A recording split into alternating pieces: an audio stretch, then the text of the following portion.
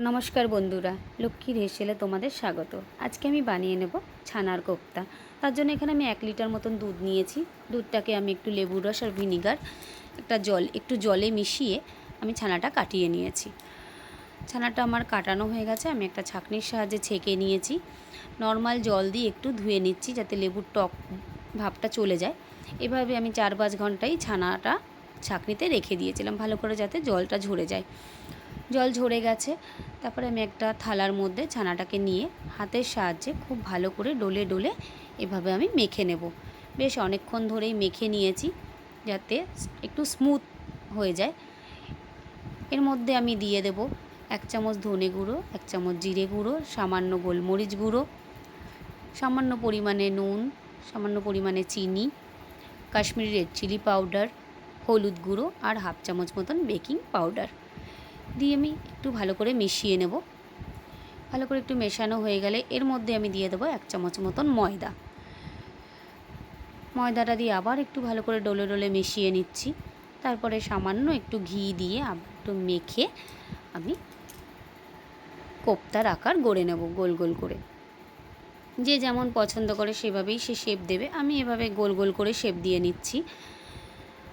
এভাবে আমার প্রত্যেকটাই তৈরি করা হয়ে গেল। এবার আমি এখানে মশলার জন্য নিয়ে নিচ্ছি কাঁচা লঙ্কা, আদা, টমেটো, কাজু, কিশমিশ আর 1 চামচ চারমগজ আর 2 চামচ মতন পোস্ত। এবার একটা কড়াইতে আমি একটু সাদা তেল নিয়ে নিয়েছি, তাতে ওই ছানার বলগুলোকে ভেজে নেব। একটু লাল লাল করে ভেজে আমি তুলে নেব। ভাজা হয়ে গেছে, আমি বলগুলো অন্য একটা পাত্রে তুলে নিচ্ছি। ওই তেলেই আমি দিয়ে দেব কাঁচা লঙ্কা আর আদার পেস্টটা। কাঁচা লঙ্কা আদার পেস্টটা একটু দিয়ে ভালো করে একটু কষিয়ে নেব, আদা কাঁচা লঙ্কার কাঁচা গন্ধটা যাতে চলে যায়।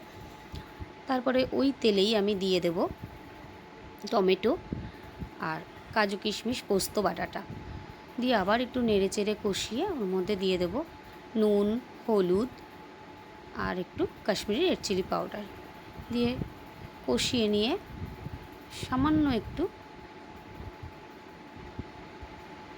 ভালো করে কষিয়ে নেব যতক্ষণ না তেল ছাড়ছে। মশলা থেকে তেল ছেড়ে গেছে।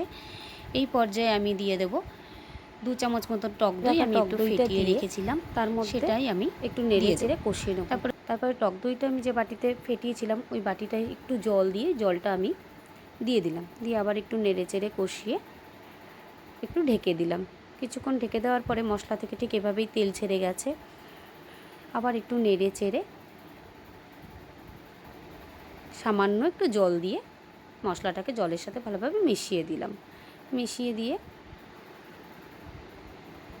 সামান্য একটু স্বাদের জন্য উপর থেকে সামান্য একটু চিনি দিয়ে জলটাকে একটু ফুটতে দেব। তারপর দিয়ে দেবো একে একে ছানার কোপ্তাটা।